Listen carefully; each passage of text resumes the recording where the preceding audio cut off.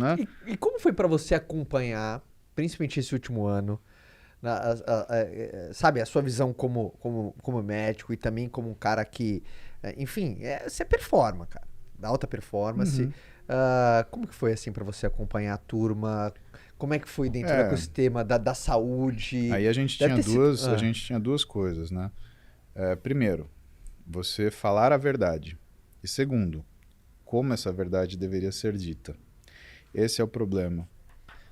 A maioria das pessoas queria acreditar numa situação, tanto para um lado quanto para o outro. Uhum, Mas ninguém queria sentar e falar, é isto aqui. E o que eu acho que foi o problema, Caio? Toda vez que você tira o assunto do escopo da profissão que cuida dele, você está fazendo uma tolice, você está sendo uhum, leigo. sim. Tá? Você cortou o braço, você não vai pedir para o engenheiro te suturar. Você está com problema de coração, você não vai sentar com o chefe que seja o Alex Atala, o chefe do Dom, para falar assim, olha, eu estou com um problema do coração Uhum, e me uhum, salva. Né? Então, por que raio você vai discutir doença com não médico? Desculpa a sinceridade, aham. mas toda vez que você tirou o discurso do médico, cara, o médico ele já tem dificuldade para identificar aquilo. Por quê? Porque o médico ele lida com o princípio da incerteza. E as pessoas leigas, elas olham as coisas como se certeza fosse. Ela pega um artigo científico, que muitas vezes muitas pessoas nunca leram nenhum, Total. tá? E ler artigo científico, você tem que saber ler o artigo. Por onde você começa um artigo científico? Você começa pela metodologia, para ver se aquilo é real. Vou te dar um exemplo. Eu não gosto de barco. Eu resolvo fazer uma propaganda contra barco. E aí eu falo assim, vamos testar se o barco ele é um bom método de transporte.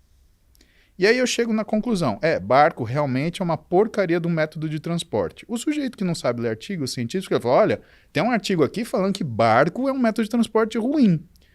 O cara que é safo, ele faz o quê? Pera lá, deixa eu ver essa metodologia que o Paulo usou. Ah, tá aqui.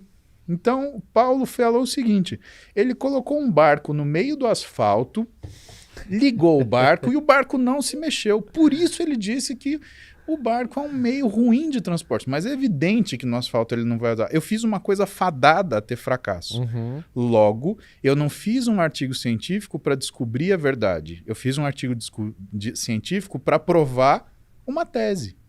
E esse que é o problema da ciência hoje. Existe desonestidade acadêmica. Existe desonestidade científica. E É quando você só diz você... desonestidade é porque não tem um método claro, Não, é porque é um estelionato, Caio. Entendi. É um estelionato. É gente querendo enganar outras pessoas porque usaram uma metodologia viciada, Entendi. não para descobrir a verdade, mas para provar uma narrativa. E por que eu te falo isso?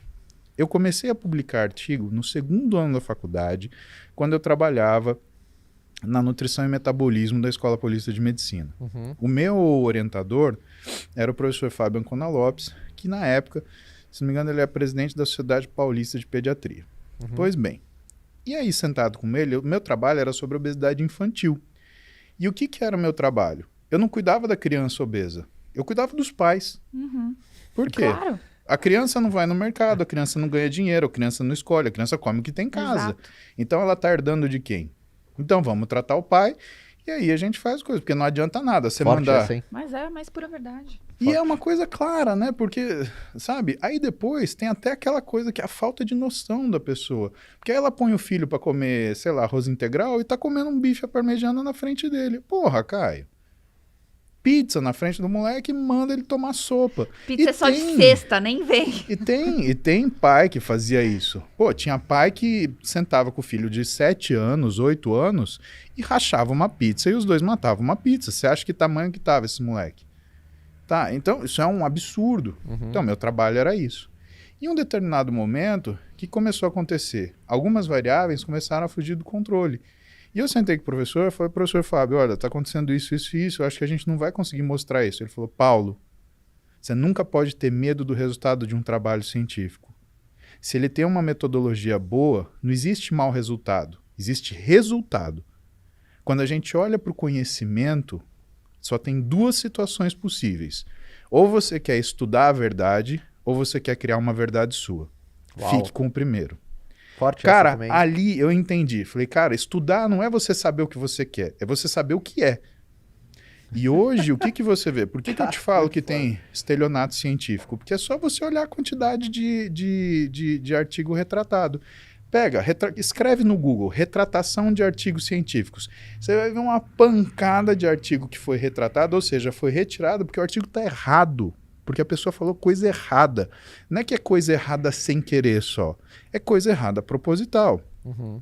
Em 2016, teve um caso absurdo de um cara que queria falar sobre dieta cetogênica e desempenho esportivo.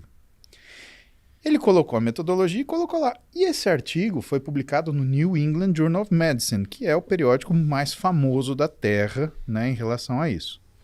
Pois bem, famoso, aí um monte de gente usou esse artigo como base para escrever o próprio artigo. Isso é referência. Aí tem aquela coisa, quando uma mentira é dita 1000 vezes, se torna uma verdade. Perfeito. Ele começou a ser utilizado como base. E aí um sujeito chamado Asker Jenkendrup, ele olhou e falou, pera lá, meu amigo, você está comparando laranja com banana aqui. E aí ele publicou um artigo, ele mandou um pedido de retratação, falou, pera lá, você está pegando o indivíduo que você está pondo em dieta cetogênica e você está colocando ele para treinar 2 horas. E você está pegando um indivíduo que não estava em dieta cetogênica e está pondo para treinar 15 minutos. Você não está comparando nada com nada.